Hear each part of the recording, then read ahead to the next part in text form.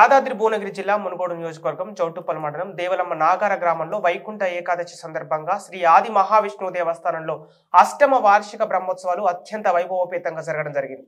స్వామివారి కళ్యాణం అనంతరం వచ్చిన భక్తులకు అన్నదానం చేయడం జరిగింది. ఈ కార్యక్రమాన్ని దేవాలయ కమిటీ అధ్యక్షుడు వరకాంతం జంగారెడ్డి, ఉపాధ్యక్షుడు బొమ్మ భిక్షం, కార్యదర్శి గట్టు సుధాకర్, కోశాధికారి కోయగూడ బాబు మరియు దేవాలయ శాశ్వత సభ్యులు, ఉత్సవ కమిటీ సభ్యులు, దేవాలమ్మ నాగరం గ్రామ ప్రజలు నిర్వహించడం జరిగింది.